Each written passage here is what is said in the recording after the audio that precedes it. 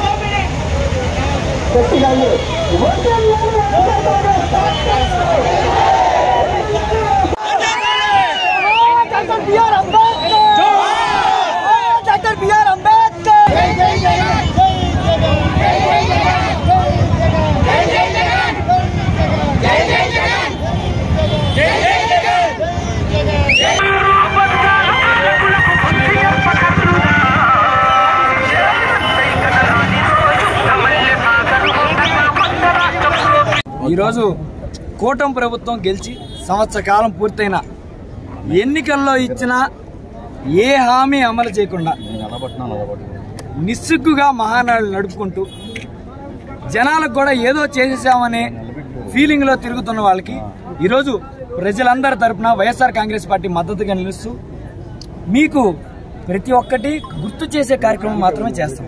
సంవత్సర కాలం పూర్తయింది సార్. మీరు పెద్ద పెద్ద హామీలు ఇచ్చారు. ప్రతి పిల్లోడికి 15,000 ఇస్తా అన్నారు. 18 ఏళ్ళు దాటిన ప్రతి మహిళకి 18,000 ఇస్తా అన్నారు. అట్లాగే మత్స్యకార భరోసా కింద ప్రతి సంవత్సరానికి 20,000 ఇస్తా అన్నారు. అలాగే విద్యార్థులకి ఫీజు రియంబర్స్మెంట్ ఎగ్గొట్టేశారు, అయ్యివ్వాలి. రైతులకి మద్దతు ధర ఇవ్వట్లేదు. కనీసం రైతులు విత్తనాల కోసం వెళ్ళినా కూడా అందని పరిస్థితి ఉంది. కొద్దిగా వాళ్ళందరినీ పట్టించుకోండి సార్. మీరే అధికారంలో ఉన్నారు, మళ్ళీ ప్రతిపక్షంలో ఉన్నట్టు ఫీల్ అవుతున్నారేమో అని గుర్తు చేయడానికి వైఎస్ఆర్ కాంగ్రెస్ పార్టీ నిరసన కార్యక్రమం అనేది తెలియజేయడం జరిగింది. అట్లాగే మా బందర్ పరిస్థితికి వస్తే రోడ్డు మీద చిన్నపాటి బడ్డీ కొట్ల మీద రోజుకు 100-200 సంపాదించుకుంటారు. వాళ్ళని ఘోరంగా కొని ఏమండి తీయండి, మాకు ఈ శాంక్షన్ అయింది, రేపు డ్రైన్ నిర్మాణ పనులు చేస్తున్నాం, ఈరోజు తీయండి అంటే ఒక అర్థం. శాంక్షన్ అవ్వని దానికి నువ్వు ఇప్పుడే వాటిని కొట్టేస్తానంటే ఏంటి అర్థం? వాళ్ళకి ఇలా తీసేస్తున్నాను, మీకు ఇంకో చోట ఇస్తాను అభయాన్ని ఇచ్చారు. కనీసం వాళ్ళ దగ్గరికి ఈ రోజుకి వెళ్ళని పరిస్థితి. జరిగి 6 నెలలు 7 నెలల కాలం అవుతున్నా ఈ రోజుకి వెళ్ళని పరిస్థితి.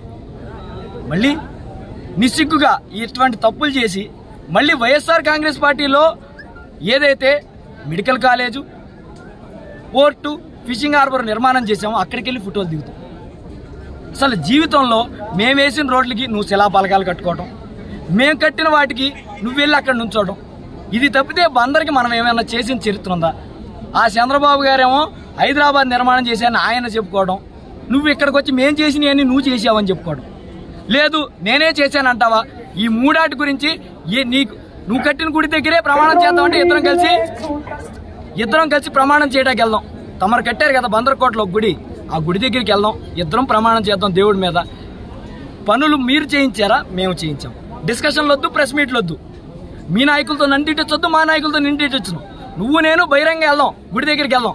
ఎవడు అబద్ధం చెప్తే ఆడు పోతాడు. సిద్ధమేనా? నువ్వు సిద్ధమా కాదా అని అడుగుతున్నావు. అలాగే మేము ఇక్కడ స్పోర్ట్స్ ఆడే పిల్లలు ఇబ్బంది పడుతున్నారని ఒక ఇండోర్ స్టేడియం కట్టిస్తే కనీసం దానికి తాళాలేసి ఉంచిన పరిస్థితి. అది చూడంగానే మేము గుర్తొస్తామనా? నువ్వు క్రీడాశాఖ మంత్రి చేసి ఇక్కడ పొడిచిందేం లేదు, అనిల్ కుంబ్లేని తీసుకొచ్చి అటు ఇటు తిప్పి 2 ఫోటోలు దిగేసి నీ ఫేస్బుక్లో పెట్టి పంపించేసావు. కట్టింది లేదు, పెట్టింది లేదు. నువ్వు వచ్చిన కాడి నుంచి ఏం చేసావంటే food court, night food court పెడితే దాన్ని కొట్టావు, తర్వాత బడ్డీలు కొట్టావు, కొన్ని ఇళ్ళు కొట్టావు. వచ్చిన కాడి నుంచి నువ్వు చేసింది ఏంటి అంటే ఇక్కడ పేదోడిని కొడతాం, అక్కడ బీచ్ దగ్గర సంబరాలు చేయడం. ఇది తప్పితే తమరి సంవత్సర పాలనలో నువ్వు హైలైట్గా చెప్పుకునేది ఏమన్నా ఉందా?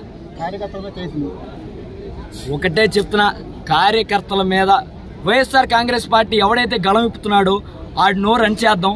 నేను చేసిన తప్పులు ఎవడో మాట్లాడతాకి వీల్లేదు అంటే నీ వడతూపులకి నీ కార్యకర్తలే భయపడరు, మా కార్యకర్తలు భయపడతారా? నీ కార్యకర్తలే నిన్ను బెదిరించే పరిస్థితి ఈరోజు. కాబట్టి ఒకటే తెలుసుకో కులరేంద్ర గారు, నువ్వు మంచి చేయి, అప్రిషియేట్ చేయడానికి మేము ముందరకు వస్తాం. నీకేనాడు ఆ బుద్ధి లేదు. మనకి పోస్ట్ వచ్చింది అని అప్రిషియేట్ చేయడానికి ఎప్పుడు మాట్లాడింది లేదు. నువ్వు మనకి మంచి జరిగింది అని ఎప్పుడు మాట్లాడింది లేదు. నువ్వు బందర్ కొరకు ఏదో ఒక మంచి పని చేయి.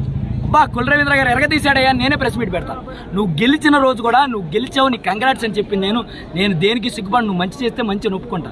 కాబట్టి నీకు ఒకటే చెప్తున్నా, నువ్వేమన్నా ఛాలెంజ్ చేయదలుచుకుంటే బందర్కి పేరు నాని గారి హయాం కంటే నేను ఎక్కువ చేశాను, వైఎస్ఆర్ కాంగ్రెస్ పార్టీ కంటే నేను ఎక్కువ పొడి చేశాను అని నీకు అనిపిస్తే పద బందరకోట గుడికి వెళ్దాం, ఇద్దరం ప్రమాణం చేద్దాం. మీడియాతో ఆళ్లతో నాయకులతో ఈ సొల్లు గౌరులు వద్దు, పోయి ప్రమాణం చేద్దాం. దీనికి ఛాలెంజ్కి రెడీ అయితే రా, చేతగా నోటివైతే మీ వాళ్ళతో ప్రెస్ మీట్ పెట్టించని కులరవీంద్ర గారికి తెలియజేస్తూ ఇప్పుడే ఎంఆర్ఓ గారికి మెమరాండం ఇవ్వడం జరిగింది. ఖచ్చితంగా ఎట్టాగో మా లోకల్ మంత్రి డమ్మీ మంత్రి అండి, లోకేష్ గారు సంతకం పెడితే నడిచే మంత్రి, కొద్దిగా మీరైనా పైన ప్రభుత్వానికి తీసుకెళ్ళండి ఆయన కోరటం జరిగింది. ఖచ్చితంగా అమలు చేయని పక్షంలో పోరాటాలు చేయడానికి, ఎందుకంటే వైఎస్ఆర్ కాంగ్రెస్ పార్టీ రక్తంలోనే పోరాటాలు ఉంది. మేము పోరాటాలు చేసి పైకి వచ్చాం, పోరాటాలు చేసి మళ్ళీ పైకి వెళ్తాం. కాబట్టి మా పోరాటాల్ని ఏ వ్యవస్థ ఆపలేదని అందరికీ తెలియజేస్తూ